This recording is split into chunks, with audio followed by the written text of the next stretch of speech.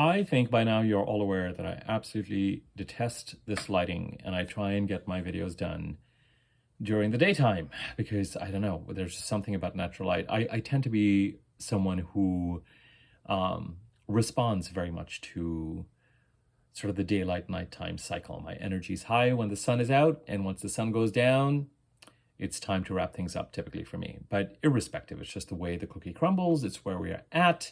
As you know, I have started this practice of doing weekly overviews, even if the weekly overview goes out on a Wednesday, as it did last week. Thank you for your good nature, those of you who put favorable comments and all that kind of stuff for the last video.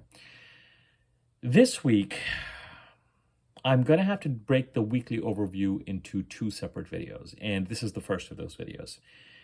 As we look ahead at the week, there are three things that are coming up that are going to need attention. First and foremost, in a few minutes from now, actually by now, at this point in time, about an hour ago, we entered Mercury's shadow period. Mercury goes retrograde on April the 1st. It goes direct on April the 25th. It does all of this in the sign of Aries. And there's enough to say about it. And if I add that or include that in a weekly overview, if ever you want to search for a video, if someone wants to search about Mercury retrograde, etc., they're not going to find it. So I just decided that I would give that event its own video today.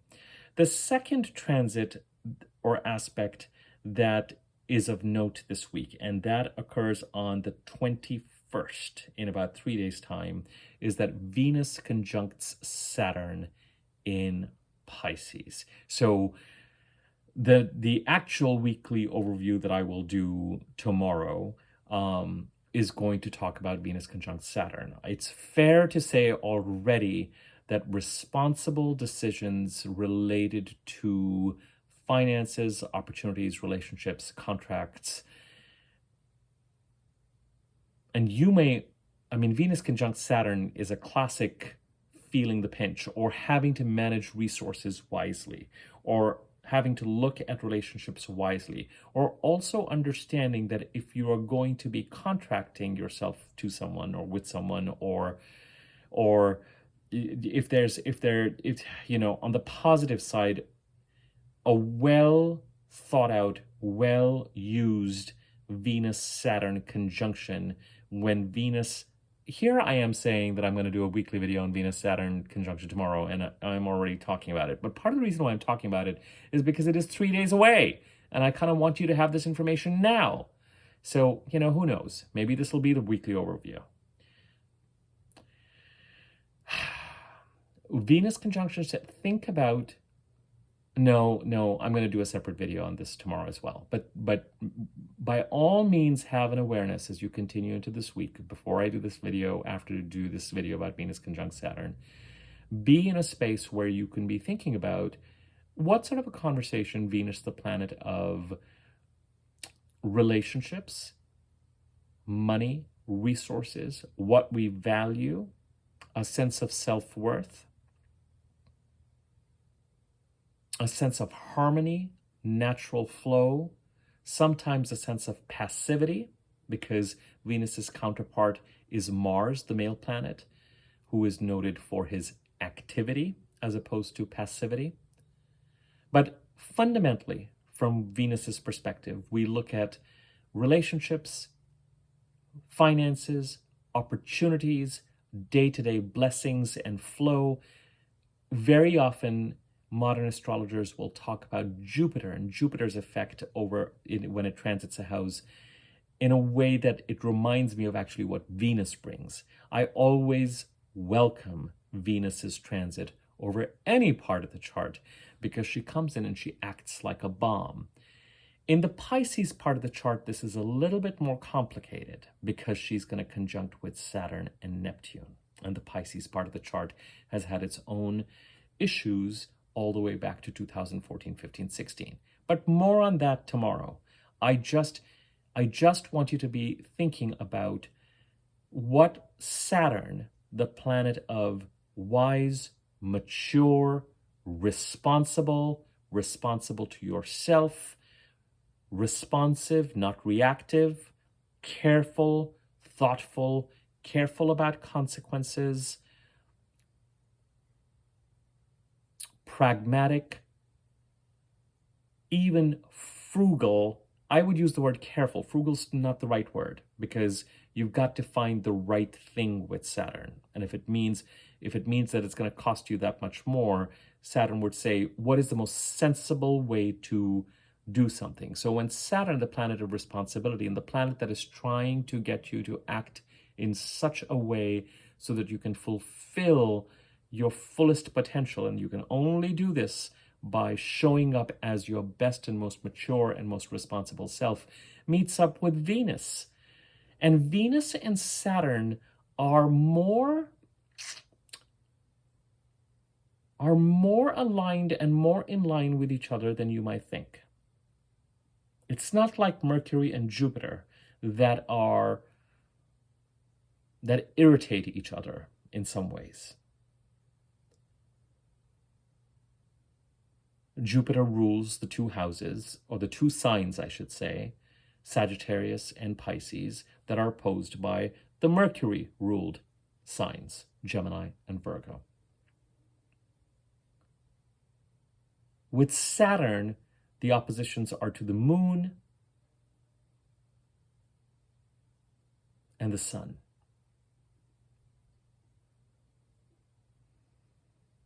Capricorn opposes Cancer, Aquarius opposes Leo. And with Venus, of course, the oppositions are to Mars's signs. Venus, Taurus opposes Scorpio, Libra opposes Aries. Fine. But with Venus and Saturn, there's a practicality to Saturn. Venus is about what we value and what we want to nurture and sense of harmony. And Saturn is about fundamentally, on some level, trying to get you to act in harmony with the flow as well. Irrespective, I think it's worth meditating on what sort of a conversation Venus and Saturn would likely have as they meet up in Pisces, and more on that in my video tomorrow. But be careful with resources, be careful with alliances, and if you do form some, if you do receive resources and need to spend, make sure that you do them responsibly, because there could be something about this. There's something about, on the positive side of Venus-Saturn conjunction, could mean a long-standing commitment, a strong financial foundation. But make sure that you're coming to it from a place of responsibility and due diligence. Okay?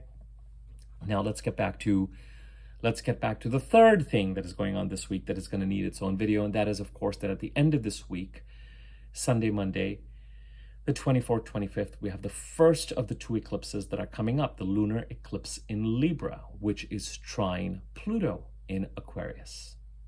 And that is its own video. This video, 8.5 minutes in, is about the upcoming Mercury retrograde. Why? Because tomorrow, my darlings, Mercury is going to conjunct the North Node in Aries. And day after tomorrow, Mercury is going to conjunct Chiron. And both these conjunctions are important with regard to this retrograde. Those of you who've been watching my channel for a while know that when it comes to retrogrades, particularly Mercury and Venus retrogrades, I look at where the planet starts and what aspects it is making as it starts into its shadow period. What aspects will it make 3 times? Because remember, Mercury's entry has already just entered its shadow period at 15. Let me just make sure that there's nothing else I want to look at this week. So this week, we're looking at Mercury conjuncting the North Node. Tomorrow, the Sun enters Aries as well, for anybody who cares. On March the 20th, day after tomorrow, Mercury conjuncts Chiron. This is all Pacific time. On the 21st, Venus conjuncts Saturn. On the 22nd, Mars enters Pisces. And on the 25th, I think it's pretty much midnight for me, or 1 a.m. for me, something like that, 24th, 25th, we have the full moon lunar eclipse in Libra. So The aspects that I'm going to focus on videos this week: Mercury retrograde, which is this video, Venus conjuncting Saturn, which I'm going to do as part of the weekly overview tomorrow and go over everything. And finally, there's going to have to be a video on the upcoming eclipse, which trines Pluto in Aquarius.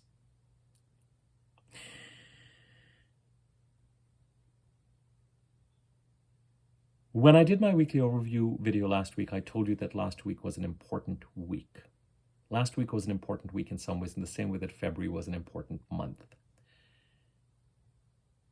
The main event, specifically the eclipses, the main event, specifically Mercury retrograde, may not have been occurring last week or in February, but February is the month on which everything turned. And I'm going to expand on that in a second. The portal opened for us to be able to move forward in a direction that we have been longing to move forward since the second half of 2023 and even maybe July, August 2023, and have since then been blocked and stopped until the middle of February. Last week was important because I encouraged you to get into the mindset to embrace change. And you can always look at that video. The reason why I suggest you look at videos is not because I'm trying to get more hits. It's because I'm sensitive to the fact that when I do an astrology video, it is not a standalone. The content is not standalone. The transits and the aspects are coming from somewhere. The planets are moving from somewhere and are on their way somewhere. So if you want to know where we are at in the middle of something, then by all means, look at the video before and it will set that up for you if you have the time and if you're curious and if you're interested.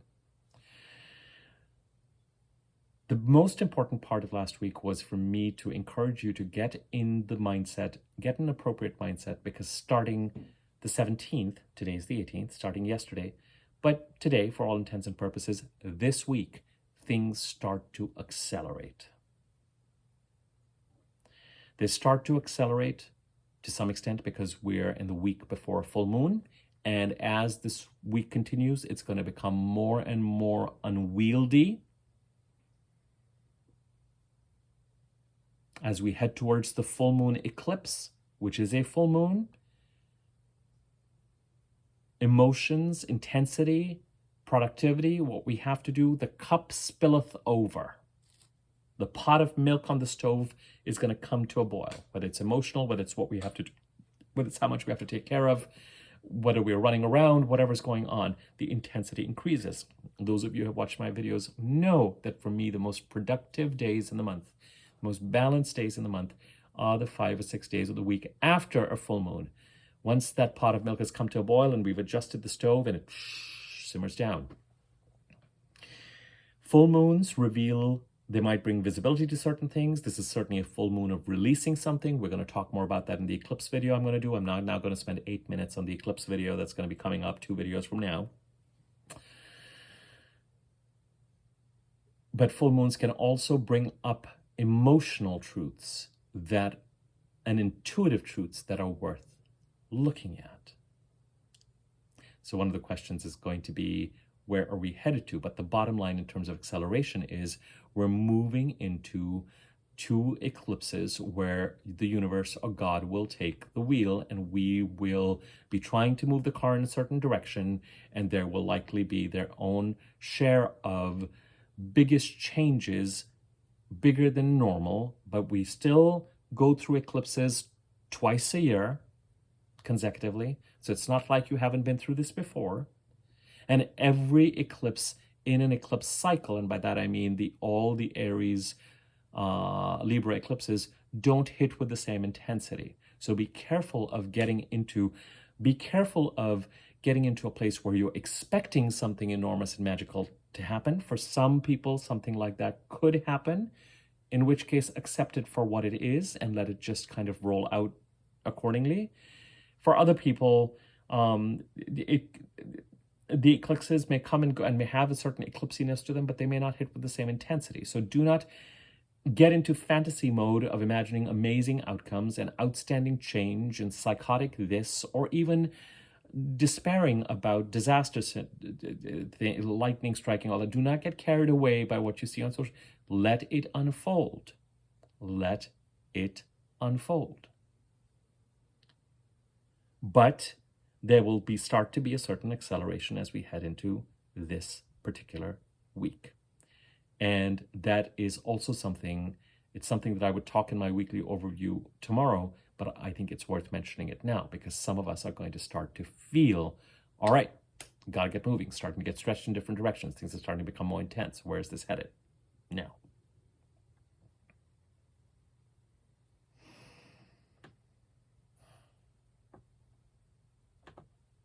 when a planet goes retrograde, specifically with Mercury and Venus, but when any planet goes retrograde, it enters its shadow period, which means, and for Mercury, that will be at 15 degrees and 58 minutes of Aries, almost 16 degrees.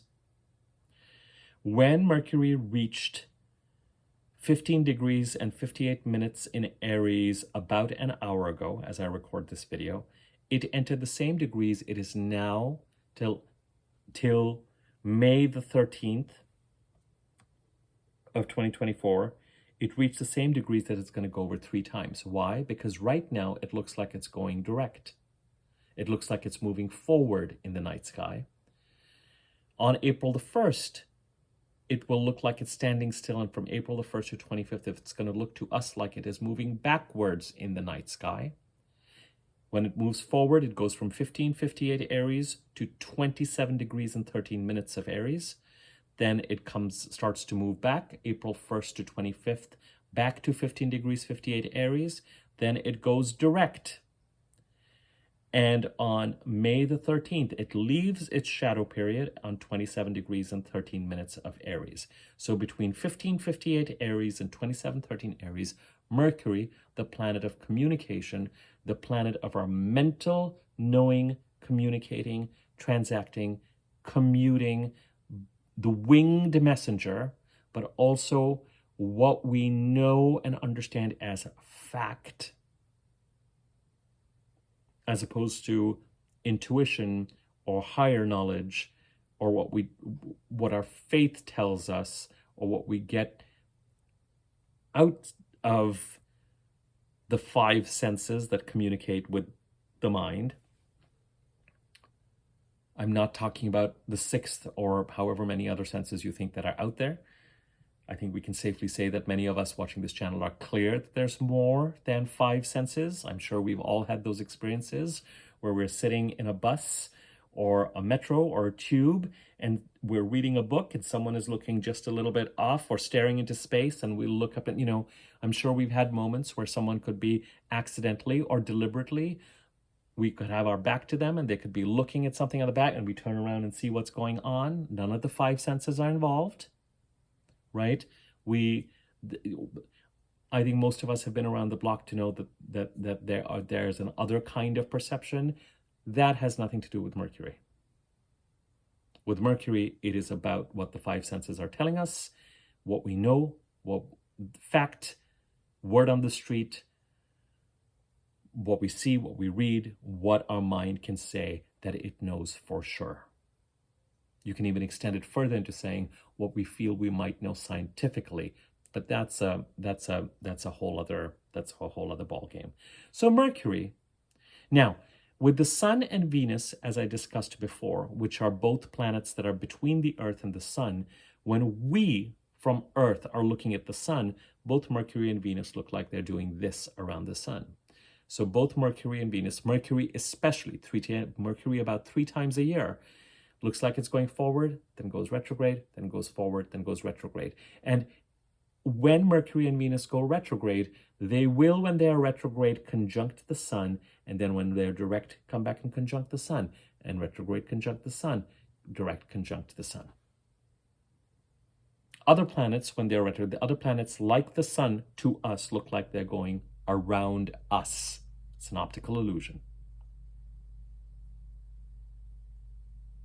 Mercury and Venus look like they're hovering around the Sun. Mercury closer to the Sun, Venus a little wider. But all planets look like they are retrograde at some point. It has to do with the orbit around the Sun. It's like 2 buses moving. So when the Earth and, say, Saturn are doing this around the Sun, Saturn looks like it's moving backwards, but it's really not. It's moving forwards. It's just slower in its orbit, in its turn, it's like two buses moving in the same direction. One bus looks like it's moving backwards, but it's really not. It's the fact that based on where it's at in its circular, slightly oval orbit, how the planet's actually changing. But from our vantage point, it looks like Saturn is moving back, or Jupiter's moving backwards, or Chiron, or Neptune, or Uranus, or Pluto. Okay, that's a mini retrograde thingamajig for anyone who finds that useful. Now, what I look for when a planet goes retrograde is where it is coming from and where it is going. And when I look at where it is going, right before it goes retrograde, I try and see, is it about to make an aspect that it is stopped from making? And then it gets pulled back. And when does it make that aspect? And I often find interesting correlations. The reason why I am able to talk about something coming up in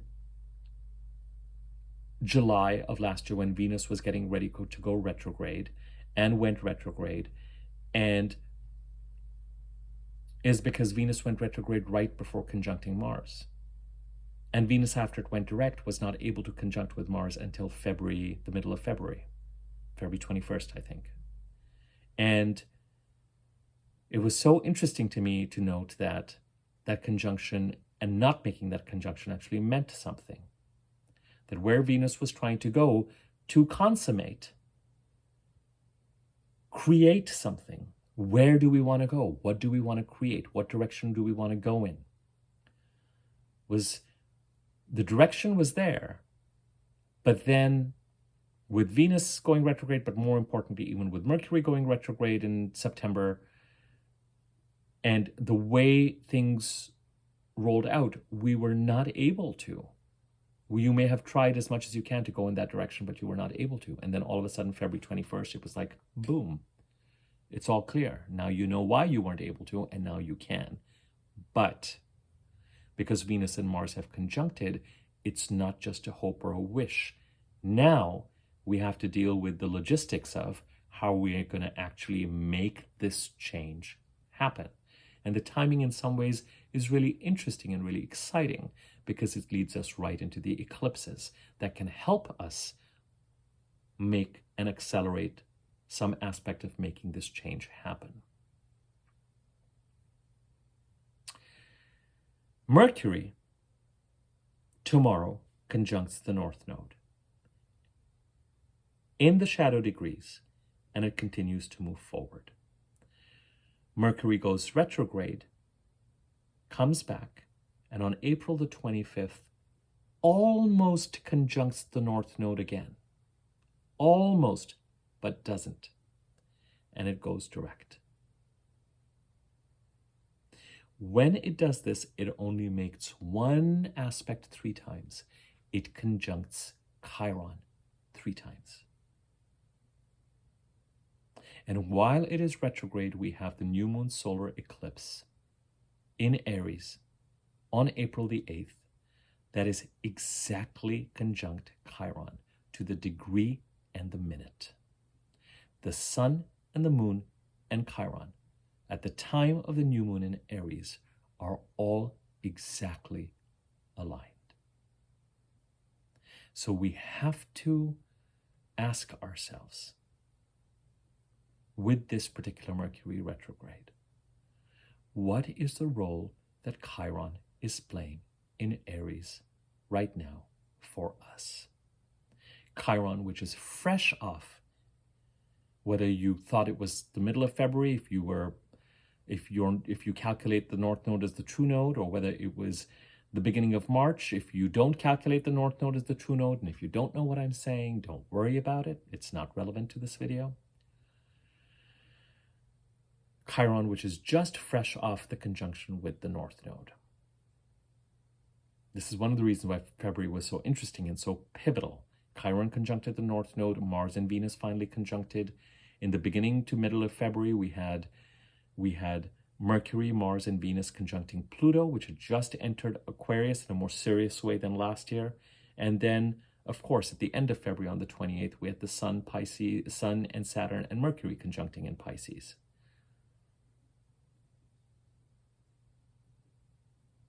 So Mercury comes into Aries, gets to about 15 degrees, conjuncts the North Node in its sort of shadow degrees, and starts to move forward. Mercury entering its shadow degrees is not the same as Mercury going retrograde. This is a very important thing that I need to tell you. When we think about Mercury going retrograde, and we think about the classic things about don't sign a contract when Mercury is retrograde, don't commit to anything while Mercury is retrograde, things you commit to while Mercury is retrograde will change when Mercury goes direct. Mercury is not retrograde till April the 1st. Mercury does not slow down in a significant enough way for us to worry about it till March the 25th, 26th, 27th. Till March the 25th, it is forward movement time. Keep going till March 25th. Just keep in mind that if you're making decisions this week, keep that Venus-Saturn conjunction in the front of your mind with regard to what that might ask of you and what that might mean. With regard to being smart with money, smart with financial commitments, smart with relationship commitments, and the fact that when it comes to something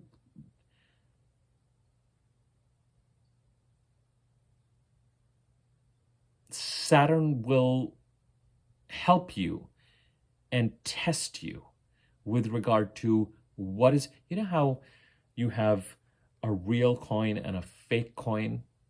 Well, the Venus-Saturn conjunction is all about, is this coin real or is this coin fake? Is this relationship real? Is there BS going on? What am I committing to? Is it solid? Does it have legs? Is it going to grow? Are we going to build a strong foundation? Am I going to take this seriously? Am I going to show up with a sense of leadership? Am I going to do my due diligence? Am I going to be responsible to myself and others? And responsible to my finances and relationships and others? Or is there something here that is not right and is part of BS? And as we head to this full moon, by the end of this week, that is a full moon of release. There may be something that's coming up that needs to be released. But coming back to Mercury and not the next two videos where I'm starting to spend my time again.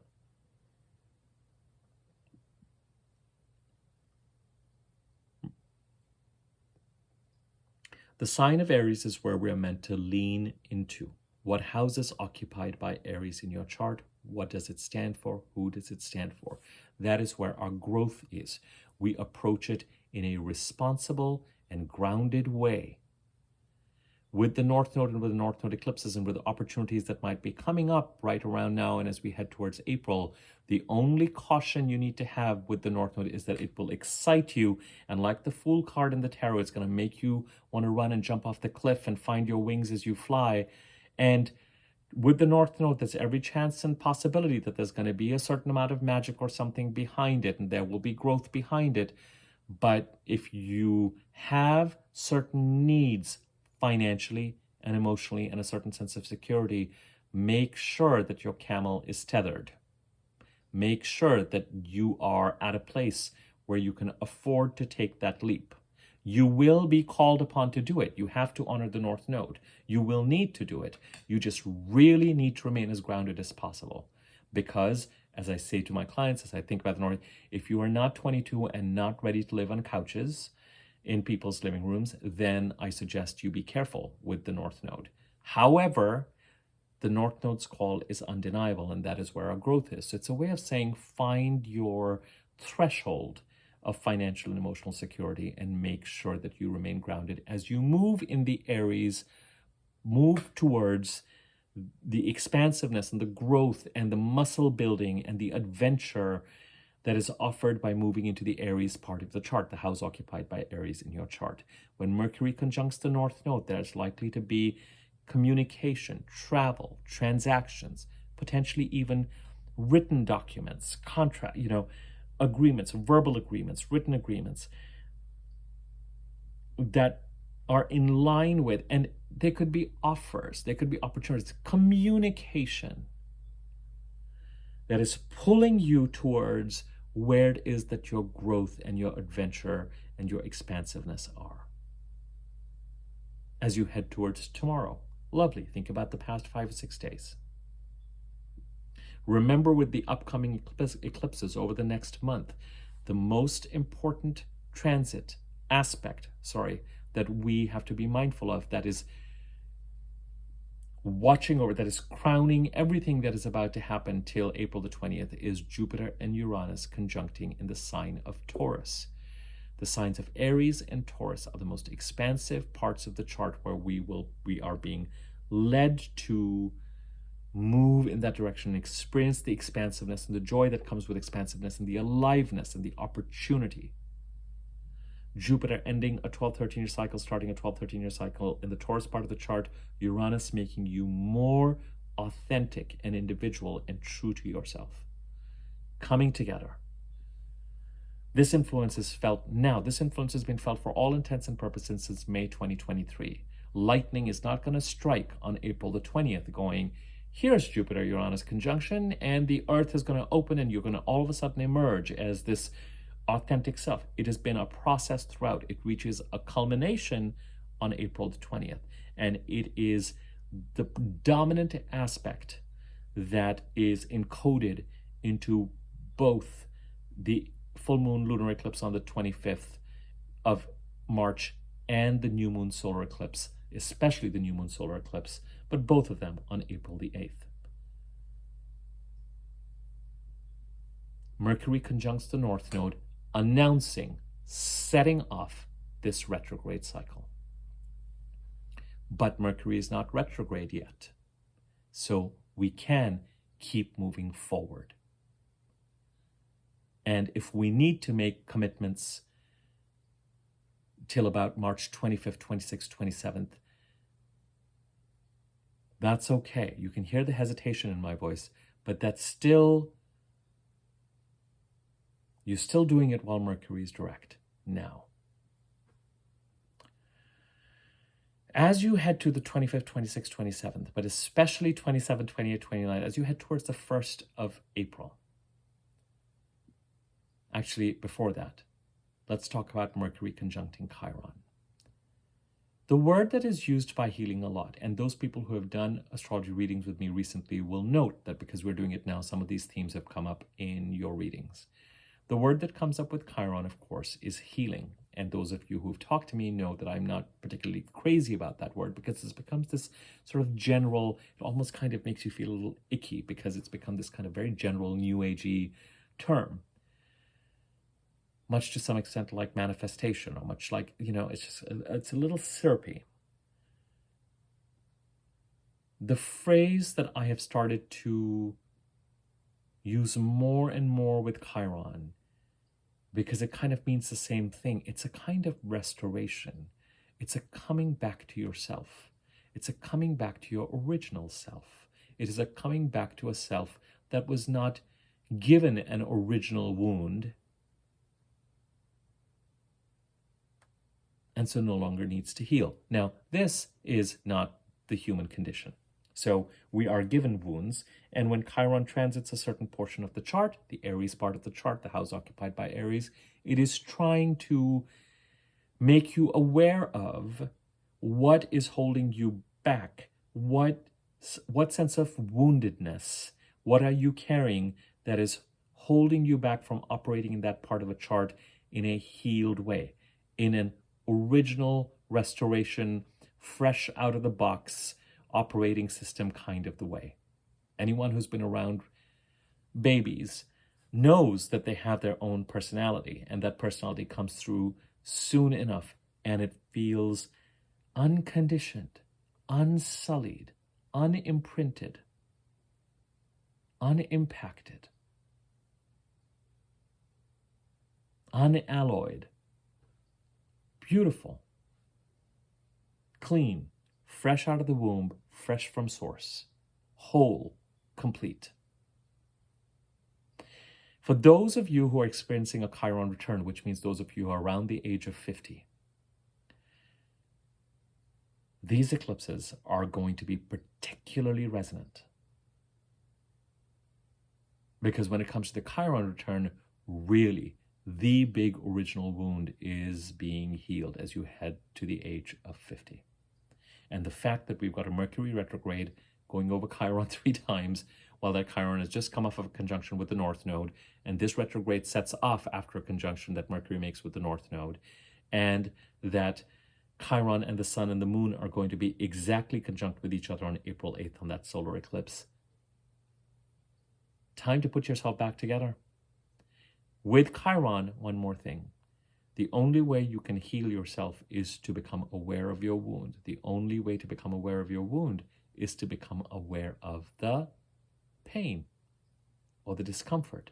So Chiron will often expose you to situations, environments where you get to become familiar with, you revisit, you become present to the wound and how it hurts and where it is at the healing process and the fact that it's likely not healed.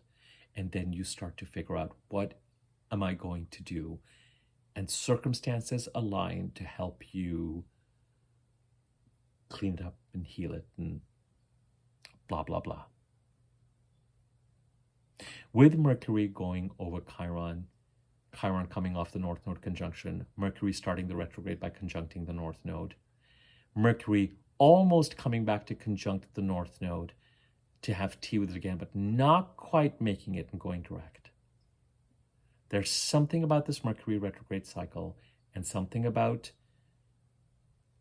the North Node conjunction that sets us off that very much confirms to me the vibe of the time, which is it is time to move forward in a direction that you feel called to move forward, hopefully in a secure way, although the eclipses and the Mercury retrograde and the fact that the North Node and the nodes are involved, you are going to have to hold on to your secure, you're going to have your own relationship with the eclipses. You're going to have your own relationship with security. The smartest thing to do is to know what your baseline is and to remain firm.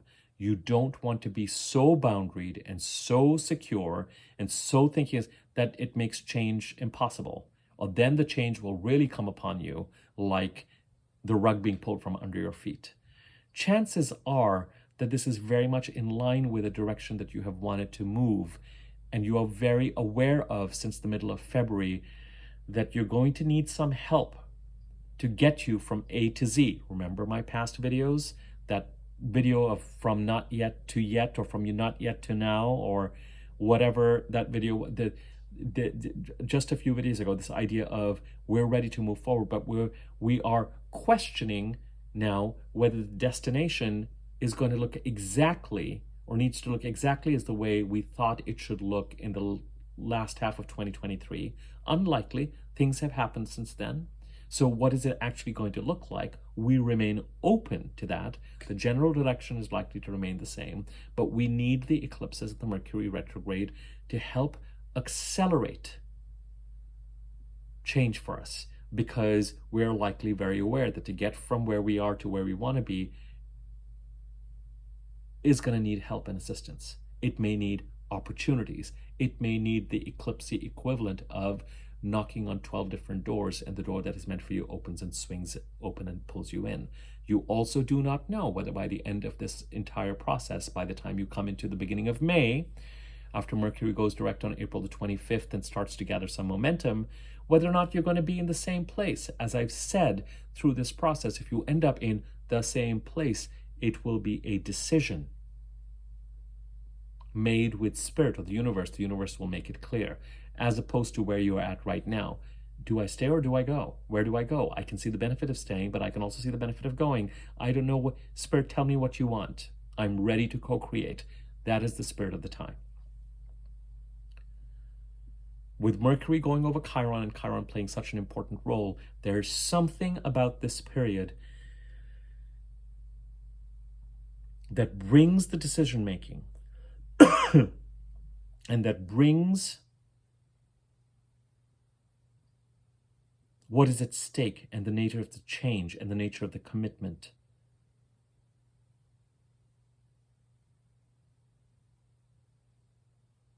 to us in such a way that it can prove to be, not only does it call on, it contributes to, not only does it have the potential to contribute to bringing us back to ourselves, it also in the process may require that our decision making and our navigating through the next 6 odd weeks comes from a place where we are that much more aware of what our pitfalls are, and that we navigate from a place of having come back to ourselves as well. Freer of those primal wounds related to the Aries part of the chart. More collected. So wherever it is that we are meant to go, the April 8th eclipse happens while Mercury is retrograde. If you have Mercury retrograde in your birth chart, you might find that this Mercury retrograde period makes you more decisive in a way that also taps into the eclipses. If you have Mercury direct in your birth chart, you may not feel the momentum of the April 8th eclipse until May, and even the week before and after June the 8th, when we are looking at the Gemini new moon.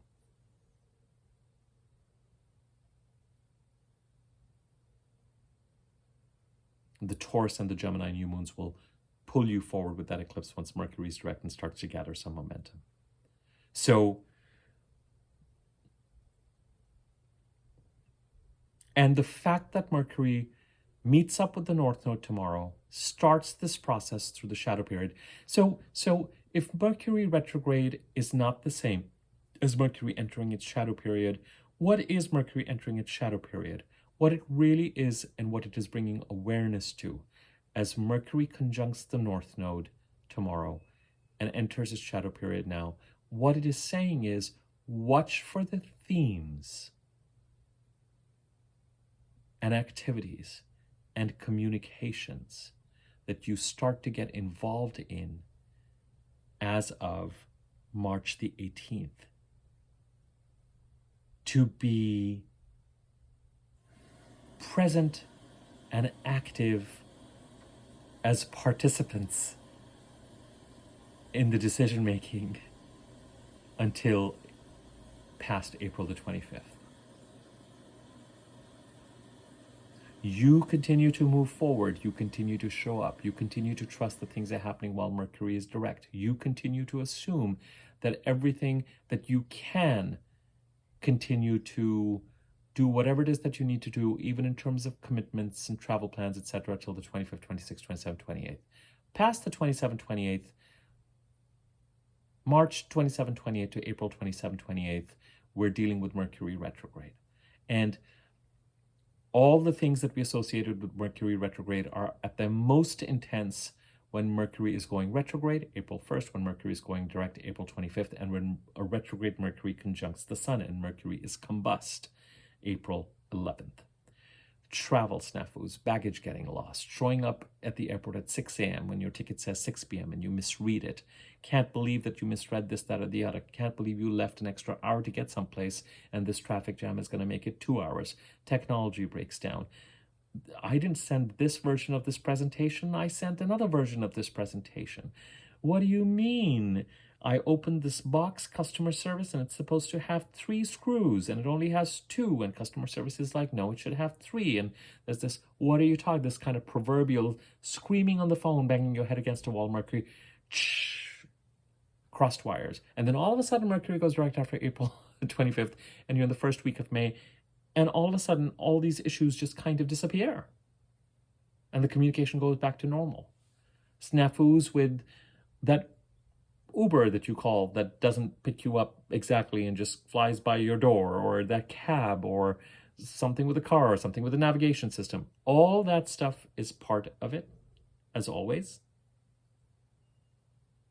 But the most important thing with Mercury retrograde, as some of my clients have heard me say, and you've heard me say, is what, as you continue to move, as you have been moving forward since the beginning of this year when Mercury went direct, I think on January the 1st,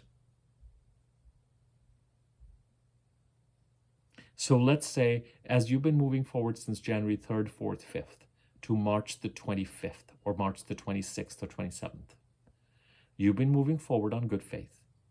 What is in your blind spot? What do you not know? That is important and relevant for you to know, that Spirit or God of the universe thinks you should know. During Mercury retrograde, Spirit will land it to you. You will have that conversation. You will see that email. You will have something emerge that's going to make you go, what? What is going on here? It is often disappointing. It can sometimes be hurtful. But Spirit is basically saying, I need you to be aware of this and I need you to factor this in because there's something here that you do not know. And that might mean that you have to go back to your plan for what your life was going to look like and realize that if you had put all your eggs in this basket, then here's what's going on with this basket. And you may need to think otherwise, or you may need to modify your decision accordingly, or you may need to factor in what you now know.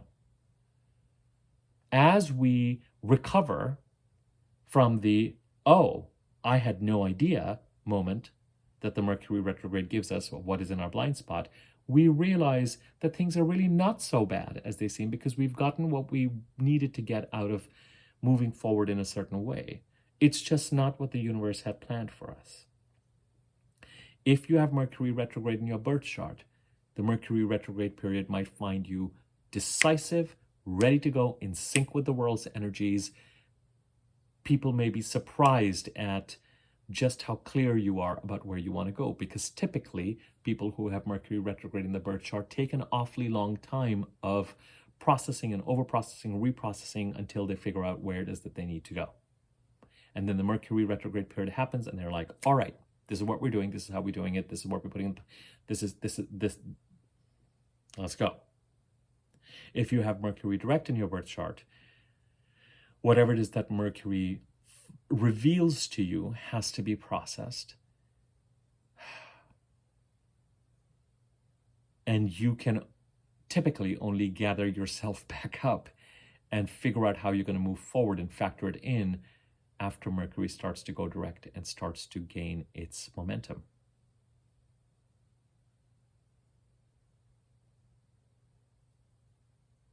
But however you've been moving forward, as long as it's been in alignment with you and integrity with you, has not been in vain. It's just that something that you were banking on. It's just that something that you thought would roll out a certain way. It's just that something about a particular situation, you just did not have all the facts. Very Mercury. And Mercury, as it was driving along, said, I need to reverse. And we need to reverse back to 15 degrees and 58 minutes of Aries. And then we need to go direct again. So that by the time we're back again to 27 odd minutes, you've processed, or it's going to be during the retrograde, it's going to be during the reversal, and it's going to be during those gear shifts and the meeting up with the sun that those moments will likely happen. Does it mean that we enter into a state of paralysis for 9 weeks every 3 months? No, because Mercury goes retrograde every 3 months. No. It's part of the way we live our life on planet Earth and the way we process information. Our minds only know so much. Our minds are only making sense of what is being presented to us. And the primary purpose of a Mercury retrograde is to reveal what is relevant and important to us, but what is in our blind spot. Let the truth emerge, no matter how ugly it might be.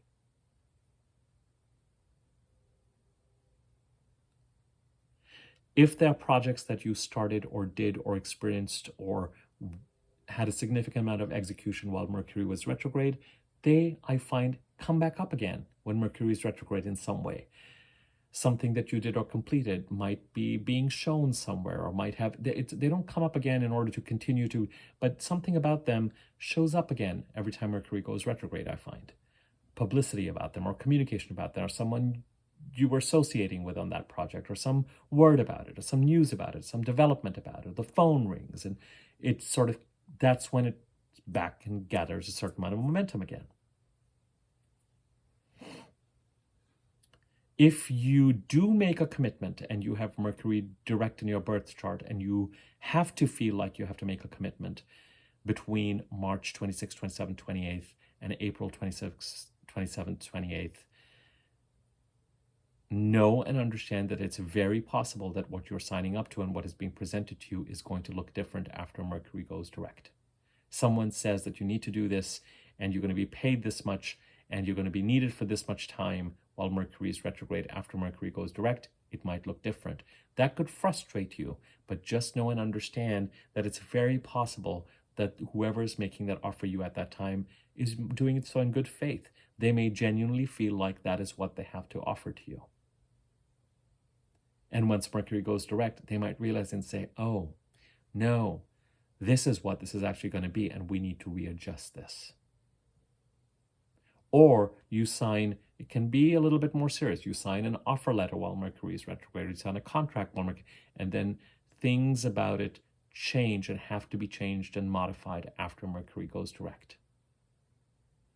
If you have Mercury direct in your birth chart and you commit to something while Mercury is retrograde, that two things. One, do your due diligence and look at the contract multiple times to make sure that all the details are there. If it's a $15,000 sign-on bonus, make sure that someone did not just accidentally type in $1,500 in the offer letter.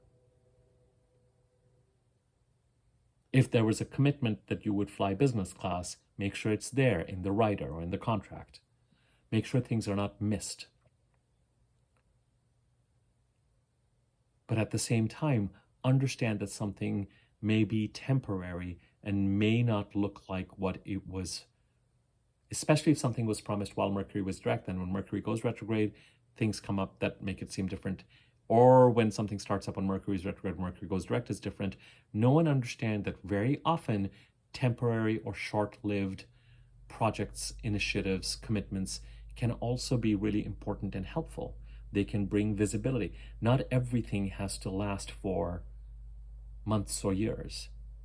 The only time this becomes tricky is if you go in something, sign something blindly, not knowing Mercury is retrograde, and realize that, oh my God, to fix this now is going to be a significant change. Why didn't I notice that it said 1,500 instead of 15,000? Now we have to get 10 different signatures to make this happen. Or I've got to find that email where this was documented, and it might not have been. But even more significantly, it becomes an issue when someone signs something while Mercury is retrograde, thinking I'm going to be at this job for 6 years, and this is what is being told to me, and these are what my responsibilities are, only to find out 2 months down the line that there's something about it that's going to look really different. But still, know that fine, a temporary or shorter-lived commitment can still have value and can still add value. But try to avoid those scenarios to the best of our ability. In certain cases, we are going to have to say yes or no while Mercury is retrograde. But as you head towards March the 25th onwards, try to postpone decision-making and commitments and try to stay open to ask the universe and spirit to reveal to you what you need to know that will help you move past April the 25th, 26th, 27th, 28th, and into May and June in a way that you feel that much more embodied. Coming off of the eclipses and coming off of Mercury retrograde, that much clearer and that much more embodied and that much more real about where you are headed and what the timeline for that is going to look like and what your commitments actually are and how you're going to be headed to where you're headed. And this was the whole point of last week being an important week. Be open to change. Remain grounded, but be open to the universe coming in and saying, let me help you. Show up to every opportunity.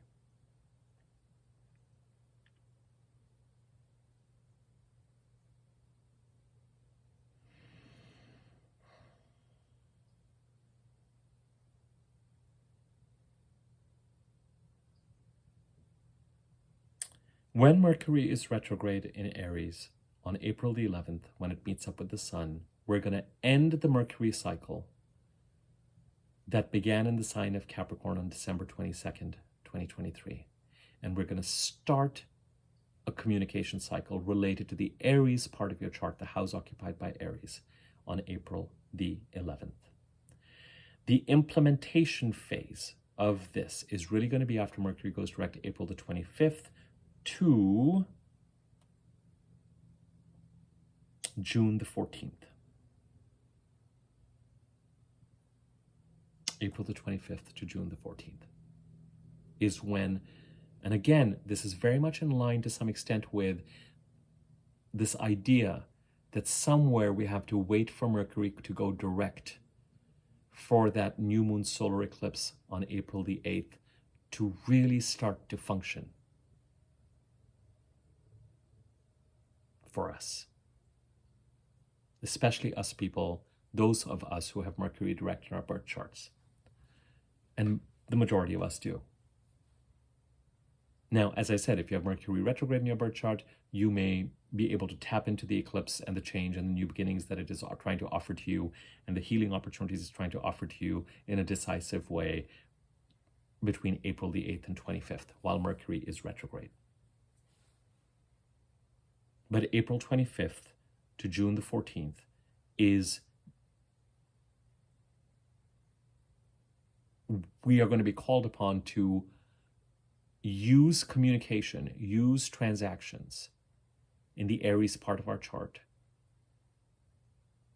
and to build a platform there on which all of our other activities can sit, in the same way that building the Capricorn, building up through communication transactions, the Capricorn part of the chart, the house occupied by Capricorn, since not only December 22nd, but especially after Mercury went direct January the 1st, has been a real platform for us on which all of our other activities could stand.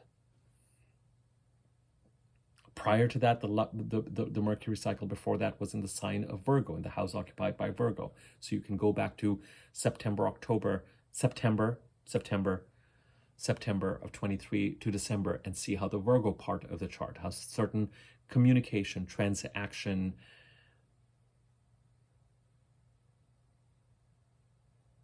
related activities related to Virgo part of the chart supported you during that time. I made some notes here to make sure that we covered it. The two conjunctions that Mercury will make when it's retrograde are the expected one with the Sun and the one that's relatively expected with Venus. You know, Mercury and the Sun and Venus are close enough that it's not unusual for Mercury retrograde to conjunct Venus, which Mercury is going to do after the solar eclipse. After the first conjunction is going to be with the Sun. But the conjunction that really counts, and the planet, if we want to call it that, that is really calling attention to itself, and that is really encouraging us to use. There is something very expansive about these eclipses. With, you know, the Pisces part of the chart, with Venus conjuncting Saturn and then Venus conjuncting Neptune. Did I ever make sense of when Venus will conjunct Neptune? Yes, April the 3rd. Right around the time when Mercury is slow and moving direct. During the new moon cycle in Pisces that we're currently in, the Pisces part of the chart will continue to exercise its influence till the end of April. And we are going to need to expend a certain amount of effort there. Wherever Mars goes, our energy goes. I don't care how much is happening in any part of the chart, but you cannot ignore Mars's presence in a certain part of the chart, because our energy pursuing goals, boundaries, competition, conflict, taking action, protecting ourselves, hunting and gathering, and pursuing goals, all of that is going to be occurring starting March the 22nd.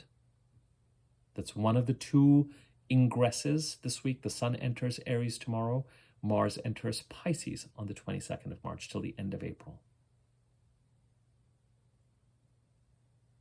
So the Pisces part of the chart is certainly going to continue to say, hey, stabilize me, use Saturn, and never forget that the April 8th solar eclipse, one of the aspects that is encoded into that eclipse is Mars conjunct Saturn in Pisces.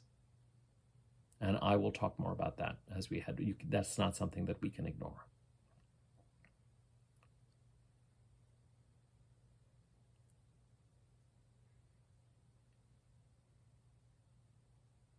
The expansiveness of the next 6 weeks is really, especially the next 4 weeks, is really about the Jupiter-Uranus conjunction and the fact that the Mercury retrograde and the North Node eclipse on the 8th conjunct Chiron and are trying to bring an Aries, and the Taurus part of the chart is where the expansiveness is where the pull is where the future is.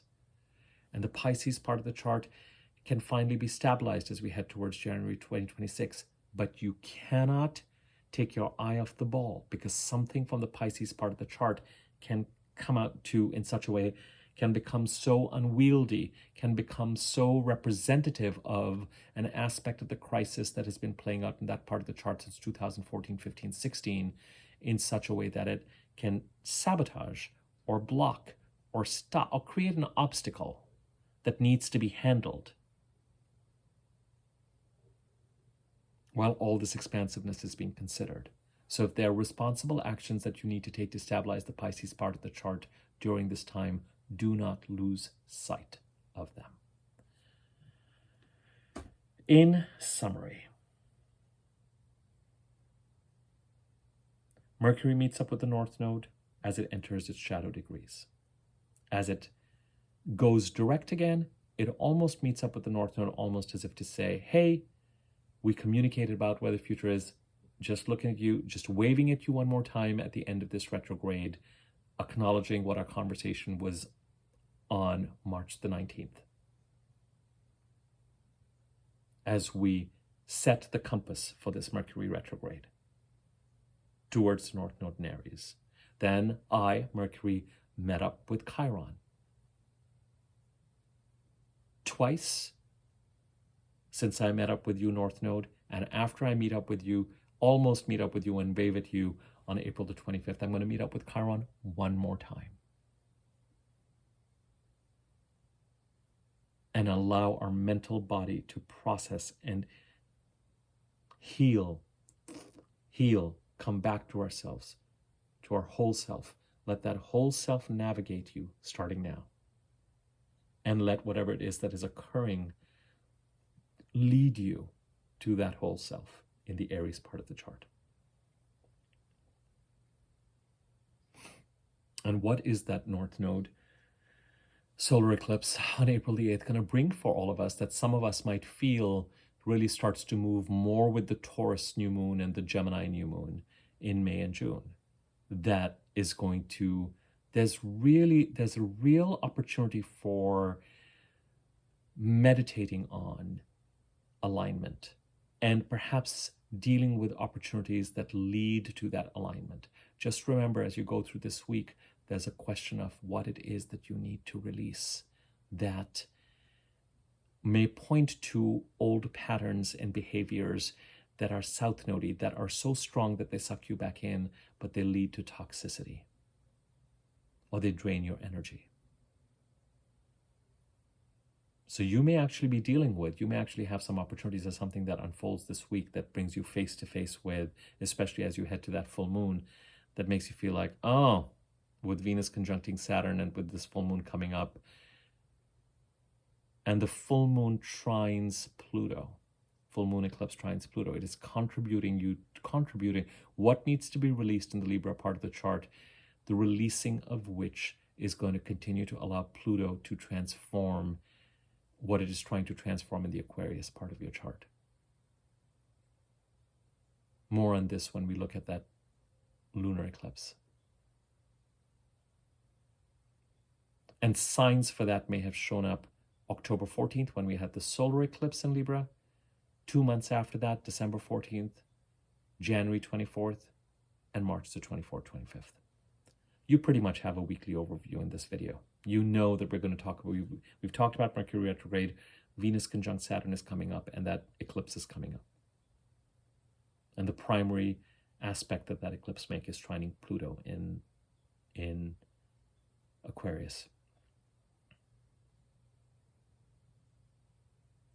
outside all the regular snafus, outside projects that might come up again in different ways, or you might hear about when that may have started when Mercury was retrograde previously, knowing and understanding that you have to be careful of making commitments if you have Mercury directing your birth chart while Mercury is retrograde, looking at things, being careful of them, accepting the fact that things might be more temporary, even if others are telling you otherwise. If you commit to something, for Mercury retrograde people, knowing that you might be more decisive and more in sync and more comfortable making those decisions at that time when Mercury is retrograde.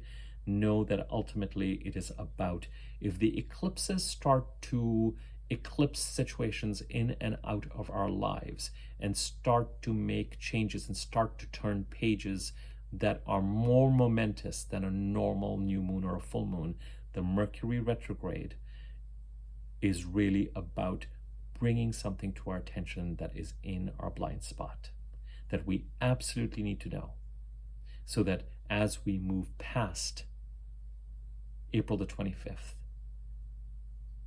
and we get into decision land with regard to, am I staying or am I going? And am I basing my, what is that future? What is that? What do I let Mercury retrograde do its job, however disappointing it is, so that you are clear about what is going on with a particular situation, so that you're clear about what role it will play in your future or not. And do not despair beyond a certain point, because you moved forward to the best of your understanding, and what has been gained has been gained. It may just be that it wasn't exactly what you thought it was, and so you've got to then factor that in as you move forward. Life doesn't come to an end if we've been moving forward assuming something as we normally would, and we realize something that is important for us to know. Mercury retrograde happens 3 times a year at least. We've survived it lots and lots of times. And I'm just trying to find a way for us to continue to understand its real intention and constructive effect, and to appreciate it, to almost look forward to it, to say, I'm moving forward. What do I need to know?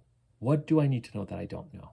So I can then separate the wheat from the chaff and know if I need to go left or right, or know if I need to invest in this, or know if this is actually going to come through or not, or know if I should actually, the castles that I'm building in my mind that I'm pursuing, do they have a strong foundation or not? And in the larger scheme of things, going back to a direction that you may have articulated that you want to move towards in July, August of last year, that you have not been able to move towards since then, or that you wanted to move through in the second half of 2023 that was not able to gain traction, it's very likely or possible that since the middle of February, you see the path clear in front of you. You just don't know how to get from A to Z, because now with Venus and Mars having conjuncted, it's about making it happen. And making it happen is not the same as just running off a cliff. And so now you need the eclipses and Mercury retrograde to help you accelerate what needs to accelerate, close out what needs to be closed out, bring in front of you what needs to be brought in front of you, shake things up so that you understand how you can make that direction you want to move forward to and move forward in a reality. But this acceleration that we've been talking about starts now. So the next video that I'm going to do is going to talk about the Venus-Saturn conjunction, and then after that we're going to talk about the eclipse, the lunar eclipse. If you're interested in doing a reading with me, my email address is in the description box below. You can email me there. I can then send you relevant information, and you can then decide whether you want to or not, or move forward, or whatever it is. Thank you for following my channel and watching my videos. Comment, like if you feel so inclined. It gives videos more circulation. My sincere gratitude for everyone who does so. Thank you. It really does feel like a kind of community is building around these videos, which I'm very grateful for. Quite frankly, there have been some folks who've been supporting it right from the very beginning. So it's always had this kind of sense of a virtual community, which is one of the blessings of posting this kind of content, frankly. Subscribe to the YouTube channel if you have not, and if you subscribe, there's a bell icon next to it. Click on that. There's a wiggly bell on top. Click on that so you're notified whenever I do new videos. Okay? Thank you, and more to follow.